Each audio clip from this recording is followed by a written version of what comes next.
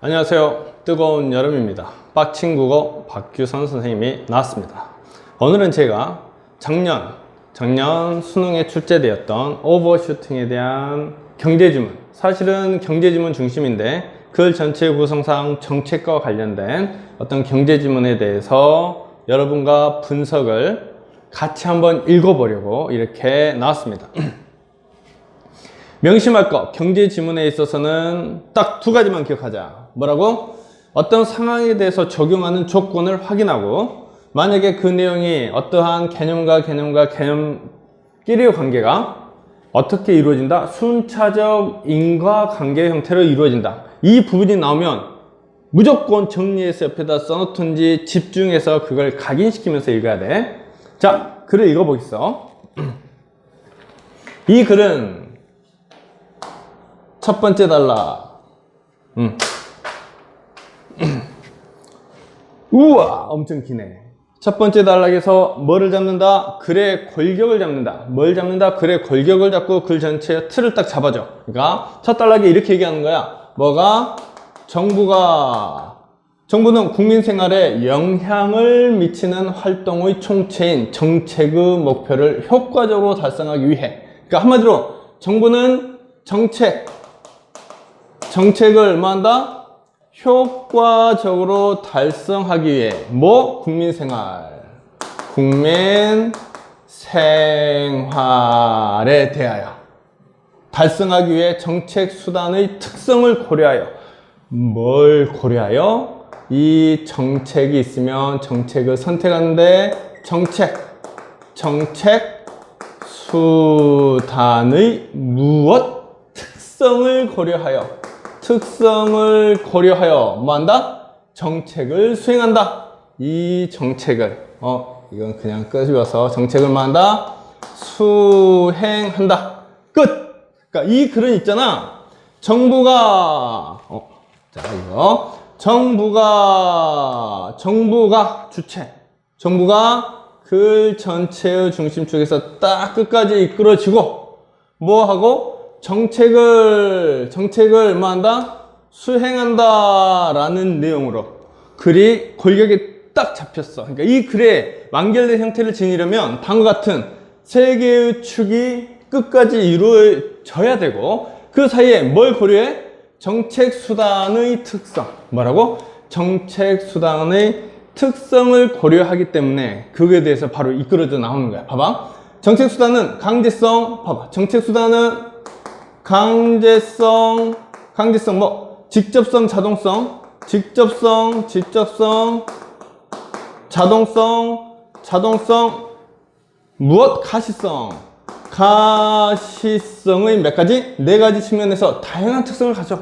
그러면 이게 뭔지 알아? 모르지? 그러면 이거에 대한 부가 설명이 바로 나오는 거야. 뭐라고? 강제성은 정부가 뭐라고? 이 중심은 항상 그대로 가져가는 거야. 개인이나 집단의 행위를 제한하는 정도. 뭐라고? 개인이나 집단 행위를 뭐한다? 제한하는 정도. 그래서 얘가 나오는 거야. 어떤 게 그 특성을 가졌는지 이해를 위해서 봐. 유해식품 판매 규제는 강제성이 높다. 뭐라고? 규제는 뭐다? 강제성의 정도가 높다. 이렇게. 그 다음 직접성도 고민하지 말고 탁탁탁탁 끊어서 뭐만 해주면 돼? 그걸 구분하는 핵심적인 내용만 탁탁 찍어서 확인해주면 되는 거야. 여기는 개념 설명이니까. 봐. 글 때문에. 직접성은 정부가 공공활동의 수행과 재원 조달에 직접 관여하는 정도. 뭐라고? 정부가 직접 관여하는 정도. 근데 그거에 대한 정부가 정책을 직접 수행하지 않고 민간 위탁. 봐봐. 민간 위탁은 뭐겠니? 민간 위탁은 직접성이 낮다. 직접이 관여하지 않으니까. 그 다음 자동성은 정책을 수행하기 위해 별도 행정기구로 설립하지 않고 별도 기구 설립하지 않고 뭐하는 것? 기존의 조직. 그러면 이거랑 똑같은 말. 이게 더 기존의 조직의 활용 정도. 전기 자동차 보조금 제도를 기존의 시청 환경가, 그렇지, 기존의 시청 환경가에 산다. 그럼 자동성도 뭐한다? 높다. 가시성은 예산 수립 과정에서 정책을 수행하기 위한 재원이 명시적으로 드러나는 정도. 뭐 할 때? 예산시 재원. 명시적으로 드러나는 정도. 일반적으로 사회규제 정도를 조절하는 것은 예산 지출을 수반한다, 안 한다? 안 한다. 사회 뭐? 규제. 제한인 경우는 재원이 있다, 없다? 재원을 수반하지 않기 때문에 가시성이 뭐한다? 낮다. 가시성이 낮다. 가시성이 강제성, 직접성, 자동성, 가시성으로 여기에 있어서의 정책수단의 특성을 정의를 얘기해주고 그거에 대한 사례로 이해를 돕고 끝. 그러면 내용이 다 끝났고 그 정책이 무엇인지에 대한 내용이 바로 이어지는 거야. 이게 몇 번째 단락? 두 번째 단락에서 다음처럼 전개가 되는 거지. 자, 봐. 정부는 정책을 수행한다. 특성은 다음과 같은 특성을 고려하여 정책을 수행한다. 그러면 어떻게 하는지 나와야 되지? 그래서 뭐가 등장해? 정책 수단 선택의 사례.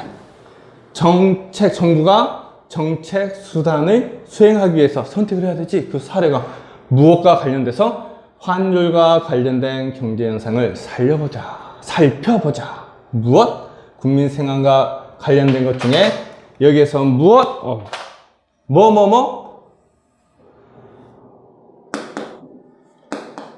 환율로 중심축으로 해서 뭐다? 사례 적용이 바로 이어지는 거야. 환율. 그러면 경제 현상의 환율에 대한 개념 설명이 무조건 나와야 되겠지. 그래서 봐. 외국 통화에 대한 자국 통화의 교환 비율. 뭐라고? 외국 통화에 대한 자국 통화의 교환 비율. 교환 뭐다? 비율이다. 이 말은 어떤 뜻이야? 1달러라며 이거에 대해서 1000원이냐 1500원이냐 500원이냐 외국 통화에 대한 자국 통화의 교환 비율. 그러면 이건 다른 말로 하면 뭐다? 뭐분의 뭐 자국 통화가 분자 외국 통화라고 내가 개념간 관계의 반비례 어떤 분자 이 관계가 명확하게 확정이 딱 되고 그 다음에 넘어가야 돼. 이게 확정이 안 되잖아. 그러면 글 전체에 헷갈리기 시작해. 딱 개념 정의는 무조건 확정.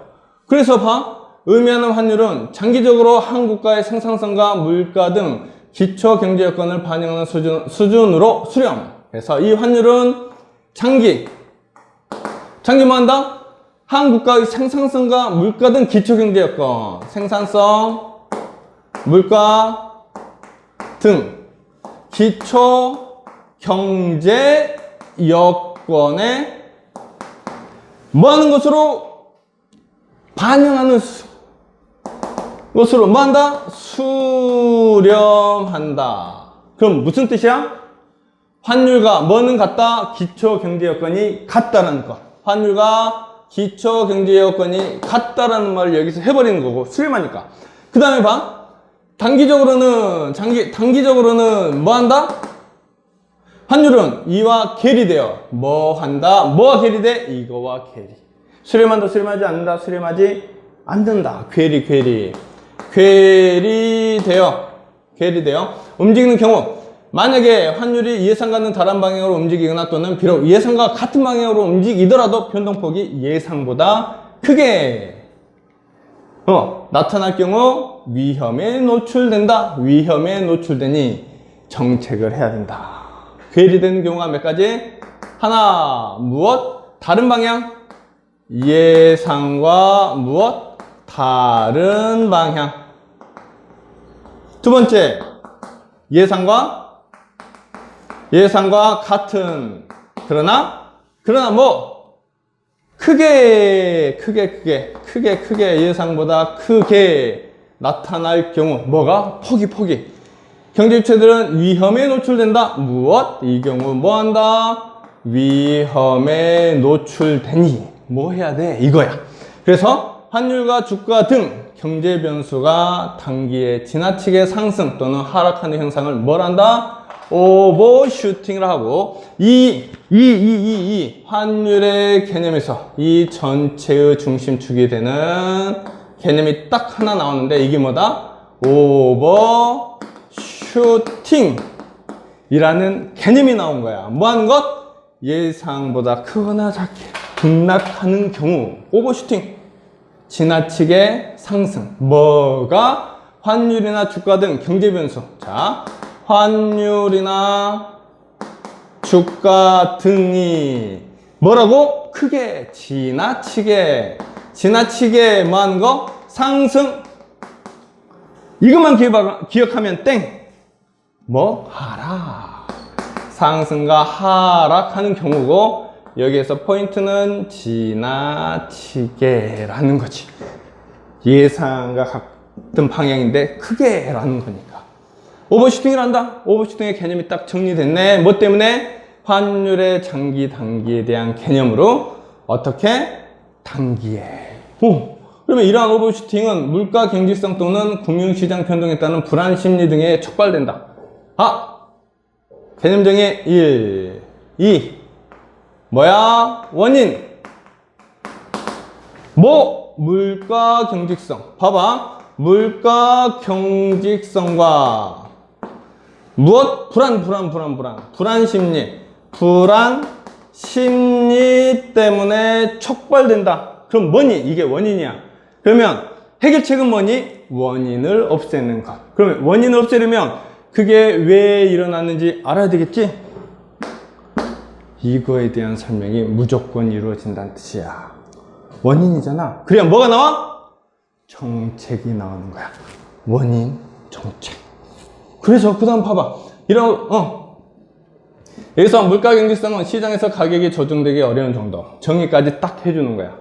시장에서 어디에서? 시장에서 가격 조정이 뭐 한다? 어려운 정도라고 개념 정의를 딱 이렇게 확정하고 마무리.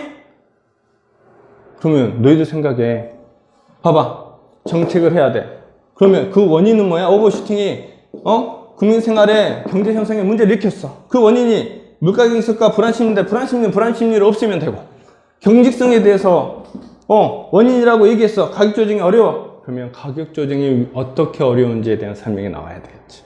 왜? 가격 조정이 어렵지 않게 해야 되니까. 짠! 그래서 몇 번째 단락? 두 번째 단락에서 그 원인에 대한 개념 설명하고 세 번째 단락으로 가면서 뭐에 대한 얘기가 나온다? 물가 경직성에 따른 환율의 오버슈팅을 이해하기 위해 통화를 금융자산의 일종으로 보고 경제 충격에 대해 장기와 단기에 환율이 어떻게 조정되는지, 장기, 단기에 환율이 어떻게 적용되는지 구체화를 시켜보겠다. 뭐와 관련돼서? 물가 경직성과 관련돼서. 그래서 여기에서는 오버슈팅에 대한 내용이 이거에 대한 구체적인 설명이 여기에 이렇게 이끌어져 설명이 시작되는 거야. 봐봐. 통화를 뭐의 일종으로 본다? 금융자산의 일종. 조건이야. 통화를 뭐로 본다? 금융자산이야, 재산. 장기와 단기의 환율이 어떻게 조정되는지 봐봐. 경제 충격이 발생할 때 물가나 환율은 충격을 흡수하는 조정 과정을, 충격이 발생하면 경제에 충격이 발생하면 뭐 과정을 겪는다? 충격을 흡수하는 조정 과정.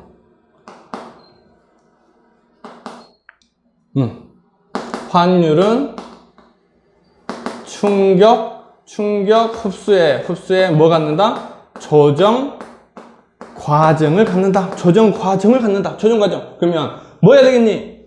충격이 있고 과정이 나와야 되겠지? 과정 설명이야. 어떻게? 장기, 단기. 그래서 물가는 단기에는 장기 계약 및 공공요금 규제 등으로 인해 경직적이지만 뭐니? 보지 않아도 여기에 대해서 뭐 한다? 단기 물가는 뭐 한다? 경직. 딱 나왔잖아. 장기에는 신축. 장기 뭐야? 신축. 반면 환율은 무엇? 여기에 이제 환율은 여기 물가가 나왔어. 환율은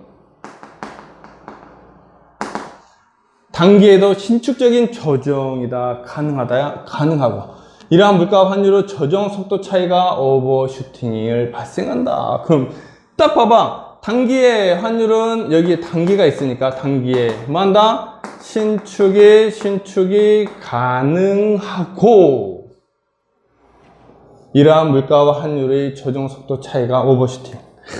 따왔네. 물가와 환율의 여기 나왔죠. 물가와 환율의 조정 속도 차이가 뭐 한다? 일으킨다? 물가와 환율이 모두 신축적으로 조정되는 장기에서는 환율은 구매력 평가서에 의해 설명된다. 그러면 여기 뭐니? 장기에도 뭐 한다? 환율은 신축이다. 그래서 이 장기에는 뭐에 의해서 설명할 수 있다? 구매력 평가설. 딱 구매력 평가설에 의해서 설명할 수 있다라고 하고, 단기에는 뭐야? 오버슈팅. 장기에는 뭐야? 구매력 평가설. 신축적이니 뭐 한다? 여기 뭐 한다 그랬어 아까? 수렴한다. 이 내용을 구체적으로 다른 말로 표현한 거야. 봐봐. 장기의 환율은 자국 물가 수준을 외국 물가 수준으로 나눈 비율로 나타내며, 따라서 여기에 이 말이 나온 거지. 장기의 환율, 여기에서 이렇게 가보자. 장기 환율. 자, 봐봐. 이제 이게 포인트야. 장기 환율은 뭐다? 자국의 물가를 외국의 물가 수준으로, 자국 물가, 외국 물가, 이를 뭐로 본다? 다른 말로 뭐라고 본다? 균형 환율. 저 뒤에 가면 이 개념이 다른 환율이라는 개념으로 기초 환율이라는 말이 나오긴 한데, 균형 환율. 왜 균형? 수렴하고 신축적이어서 일치하니까. 가령 그래서 너희들의 오해를 위해서 이 설명이 나오는 거야. 국내 통화량이 증가하여 유지될 경우, 자, 국내 통화량, 통화니까 이거를 밑으로 내려보자. 국내 통화량이 증가하여 뭐 하는 경우? 유지될 경우. 장기에는 자국 물가도 높아져. 봐봐. 장기니까 장기에는 자국 물가 뭐 한다? 높아져. 장기의 환율은, 그래서 여기 장기 환율이잖아. 장기의 환율은 여기 나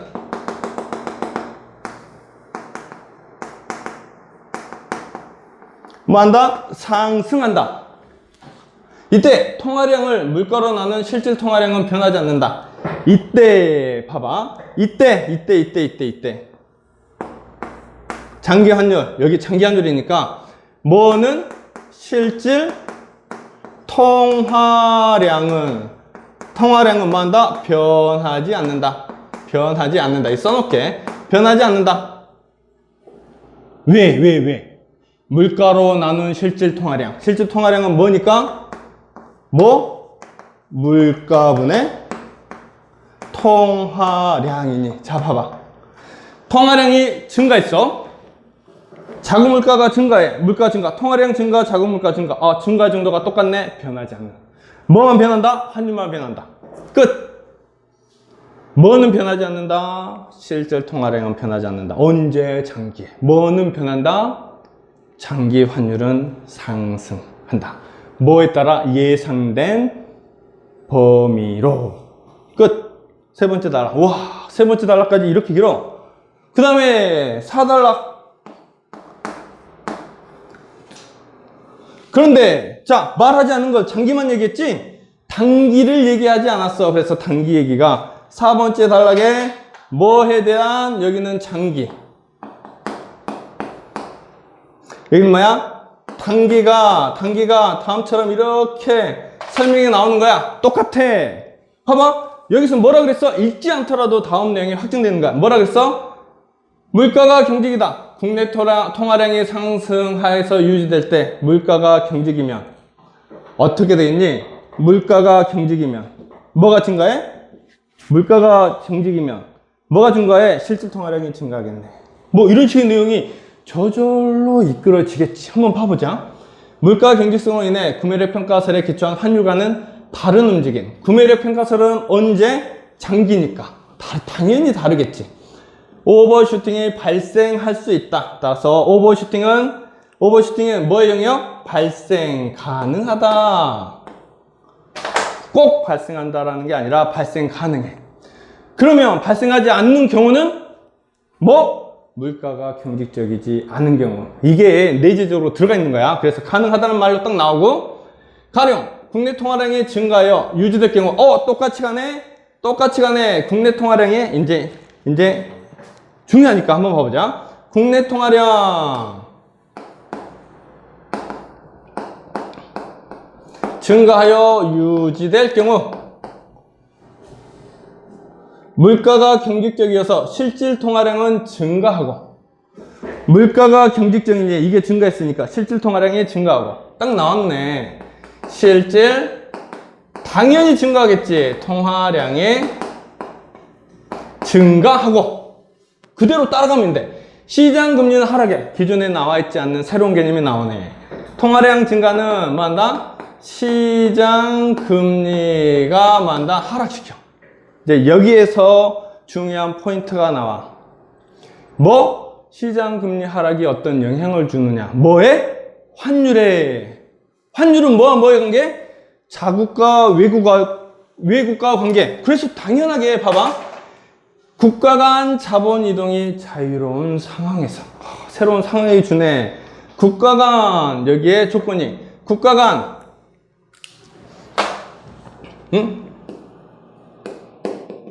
자유 조건이 딱 주어지는 거야. 조건이 상황에서 그래야 되겠지. 환율이니까. 환율은 자 봐. 왜 자유로운 상황이란 말이 나왔을까? 아까 뭐라 그랬어?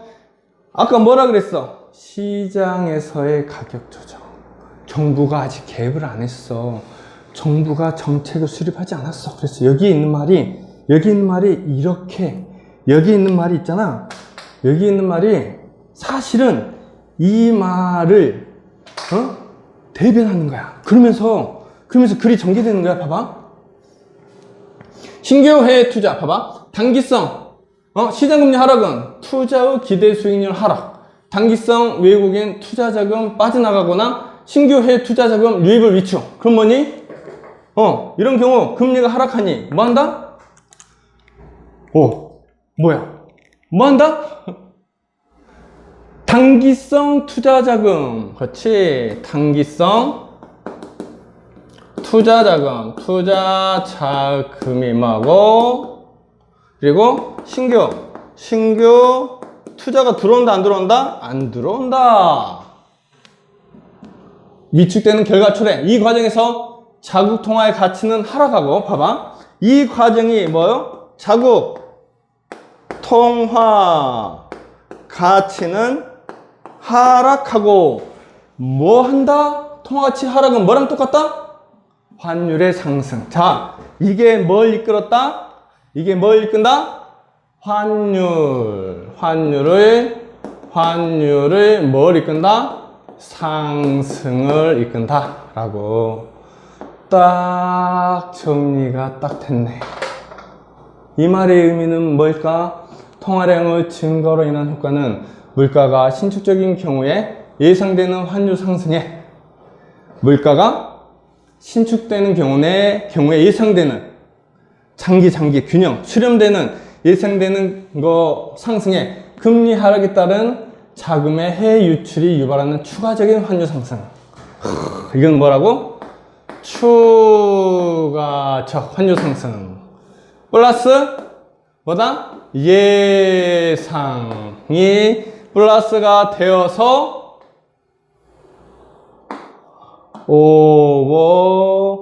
오버슈팅이 이루어진다라고 상세 설명으로 마무리가 되는 거야.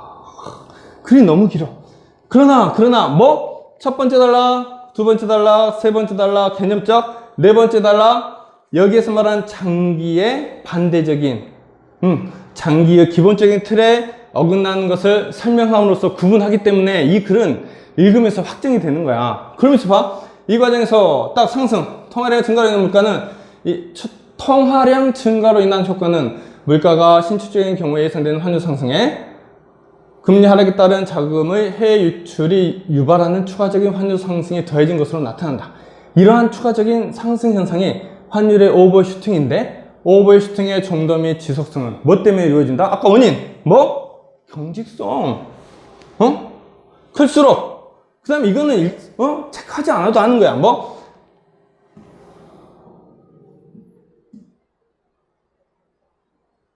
시간이 경과함에 따라 물가가 상승하여 실질 통화량이 원래 수준으로 돌아오고, 실질 통화량이 물가가 상승하면 원래 수준으로 돌아오고, 해외로 유출되었던 자금이 시장금리의 반등으로, 시장금리 여기 있네, 반등으로 국내로 복귀하면서 단기에 과도하게 상승했던 환율은 장기에는 구매력 평가설에 기초한 환율로 뭐한다? 수렴한다. 전부 내용의 끝. 여기서 포인트는, 자 봐봐, 경직했어. 실질 통화량은 증가했어. 그러면 실질 통화량은 장기 수준으로 뭐한다? 변하지 않게 되고, 시장금리는 떨어졌어. 장기 환율로 가면 시장금리가 뭐한다? 원래의 수준으로 온다. 떨어진 게 원래의 수준으로 온다. 그리고 자국통화 가치는 올라간다. 끝. 이거에 대한 반대적인 것으로 설명이 다 끝나는 것. 그러면서 이제 뭐 해야 되겠니? 봐봐. 단기 환율의 기초경제 여건과 괴리되어 과도하게 등락하거나 균형 환율 수준으로부터 장기간 이탈하는 등의 문제가 심화되는 경우를 만다 예방. 그럼 누가 등장하니? 그래서 다섯 번째 단락에 다시 누가 등장해? 정부가 다음처럼 이렇게 등장해서 뭐 해야 돼? 정책을 하는데 각각의 특성에 맞는 정책들에 대한 설명으로 이 글이 뭐한다? 마무리될 수밖에 없는 글. 이게 글의 완결성이야. 그럼 읽어보자. 오버슈팅의 원인인 물가 경직성을 완화하기 위한 정책 수단 중 강제성이 낮다. 봐봐. 강제성이 낮다. 여기는 높은 걸로 했으니 여기는 낮은 걸로 가는 거야. 높은 걸로 했으니 여기는 높은 걸로 했지. 그러면 뭘로 간다? 낮은 것. 자, 이렇게 동그라미 해보자. 낮다. 그럼 뭐겠니? 규제가 있다 없다? 없다. 규제 없는 거. 그게 뭐야? 해설위의 정보 공개. 불필요한 규제를 축소. 당연히 규제 축소지. 정보 공개와 규제 축소. 딱 두 가지 나왔네. 여기 하나, 둘. 한편 오버슈팅에 따른 부정적 파급 효과를 완화하기 위해 뭘 완화? 부정적 파급 효과. 첫 번째는 그거의 직접적인 원인. 그 다음에 두 번째는 뭐야? 그거의 부정적 효과. 정부는 환율 변동으로 가격이 급등한 수입 필수 품목에 대한 세금 조절. 뭐라고? 세금 조절. 자, 봐봐. 내수가 급격히 위축되는 것을 방지하려고 하기도 하고, 또한 환율 급등락으로 인한 피해에 대비하여 수출입 기업의 환율 변동 보험을 뭐한다? 뭐한다? 제공. 누가 정부가 외화 차입시 지급 보증을 제공. 정부가 이러한 정책수단은 뭐다? 직접성이 높다. 누가 한다? 정부가. 그래서 여기에 직접성이 높은 것. 여기에 직접성이 높은 것. 이렇게. 그렇지. 정부가. 여기는 낮은 거니까. 여기는 높은 것으로. 누가 한다? 정부가. 몇 가지? 하나, 둘, 세 개에 대한 예를 들어준 거야. 이러한 정책수단은 직접성이 높은 특성을 가진다. 당연히 직접성이 높겠지. 누가 한다? 정부가 한다. 이와 같은 정부는 기초경제 여건을 반영한 환율의 추세는 용인하되. 봐봐. 환율의 추세는 용인한다. 이 말은 뭐야? 위에 있는 말을 정리한 거야. 뭐? 장기 환율에 대해서는 뭐 한다? 용인하되. 딱 나왔잖아. 왜? 이거는 단기적인 해결책이니까. 용인하되 사전적 사후적인 미세 조정 정책 수단을 활용하여 환율이 단기 급등락에 따른 위험으로부터 단기 급등락에 따른 위험으로부터 뭐를? 실물 경제와 금융시장 안전을 도모한다. 실물 경제와 금융시장 안전을 도모한다. 뭐랑 똑같은 말? 물가와 환율이 동일하게. 끝. 자, 봐봐. 이 글은 첫 번째 단락에 글 전체의 기본 골격을 잡고, 사실은 어디로 넘어가야 돼? 마지막 단락으로 넘어가서 설명이 다 되는 것. 아주 쉬운 것. 그 안에 경제 현상에 대한 두 번째, 세 번째, 네 번째의 경제 현상에 대한 지문이 주어졌고, 그 현상의 무엇? 조건에 따른 순차적 인과관계의 정확한 확인을 요구하는 제시문이었다.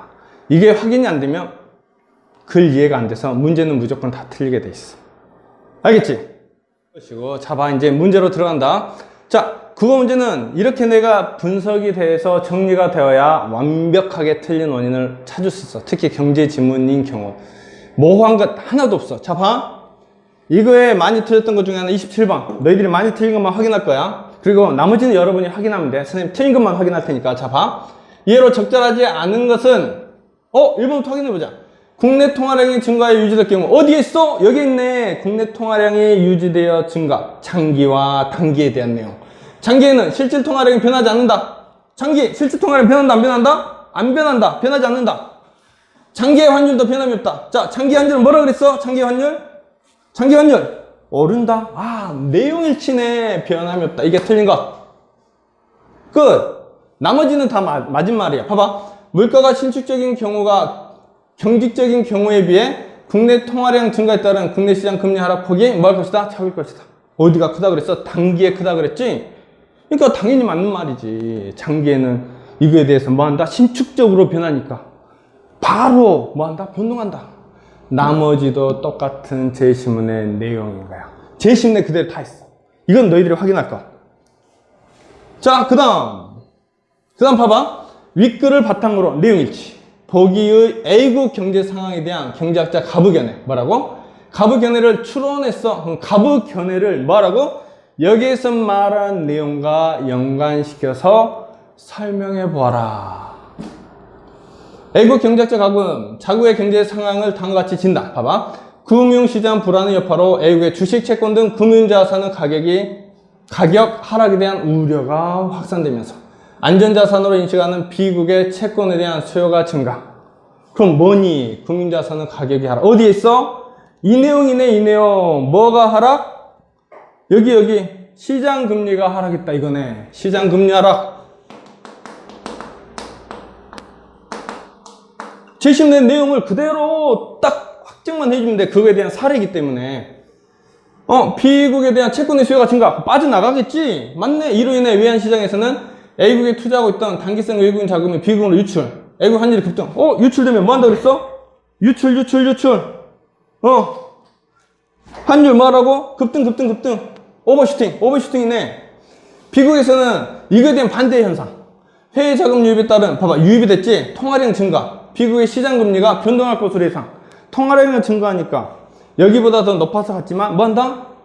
변동할, 어떻게 변동하겠니? 이제 장기적으로. 뭐 이거야? 따라서 이에 따라 A국의 환율 급등은 향후 다소 진정될 것. 뭐 하면? 변동하면 진정돼. 어떻게 변동할까? 낮아져야 되겠지. 이자율이 같아져야 되니까. 이에 따라 또한 양국 간 교역 및 금융 의존도가 높은 현실을 감안할 때 A국의 환율 상승은 뭐의 수입품의 가격 상승 등에 따른 부작용을 초래할 것으로 예상하지만 한편으로는 수출 증대 효과. 그러므로 정부는 시장 개입을 가능한 한 자제하고 환율이 시장 원리에 따라 자율적으로 금융 환율 수준으로 수렴되도록 해야 된다. 뭐다? 정부가 관여하면 된다, 안 된다? 안 된다. 정책을 하면 된다, 안 된다? 안 된다. 뭐로 놔둬라? 장기 환율로 수렴하는 그대로 놔둬라 라는 말로 제1신문의 내용에 대한 사례 문제야. 짠! A국의 환율의 오버슈팅이 발생한 상황에서 B국의 시장금리가 하락한다면 오버슈팅 정도는 뭐 한다? 하락하면 뭐 한다? 커지지 않겠지. 왜? 여기 금리가 높기 때문에 유출되는 거잖아. 자본이 이탈되는 거잖아. 자본이 이탈이 안 되겠지. 금리 하락이 비슷해지니까 신축적 대응 끝났네. 나머지도 바로 확인해봐. 명확하게 확정할 수 있어. 이런 것까지 확인할 필요가 없어. 이거는 너희들이 공부하면서 확인해봐. 틀린 이유만 확정해줄게. 문제는 이것 때문에. 이 부분 있잖아. 대부분 아이들이 한 번 풀리고 두 번 풀리고 세 번 풀려도 많이 틀리는 문제인데 왜 틀릴까라는 고민을 해봐. 글을 읽을 때 순차적 과정의 비교를 하지 않기 때문이야. 그 내용을 그대로 확인하면 돼. 이거는 앞에 있는 내용일치 문제하고 연관시키는 통합 문제. 자, 봐봐. 국내 통화량이 T시점에서 증가하여 유지된 경우. 여기네. 내용일치. 증가하여 유지. 장기, 단기. 그러면 봐봐. 자국 물가가 상승하고 장기 환율 오른다. 장기 환율 오른다. 장기 환율. 떨어지는 거. 뭐였어? 뭐가 떨어져? 자국에서. 시장금리. 이거 시장금리네. 시장금리가 떨어지고 장기에 회복된다. 그럼 뭐니? 올랐다가 떨어지는 경우. 올랐다가 떨어지는 경우. 뭐가 올라? 통화량 증가, 물가 고정. 실질 통화량이 올랐다가 장기에는 변하지 않겠지. 실질 통화량. 끝! 이걸 문제 보면서 밑에서 이렇게 돼 있는 걸 찾을 이유가 어딨니? 확인으로 끝나는 문제의 하나. 중요한 건 뭐라고? 문제를 보고 내가 찾는 게 아니라 기본적으로 제1신문에서 요구한 내용을 명확하게 내가 확장하면서 읽으면 그냥 뭐 하는 것? 확인하는 수준에서 모든 게 다 마무리가 된다라는 것. 명심! 제일 중요한 건 뭐? 제1신문의 정확한 독해. 땡!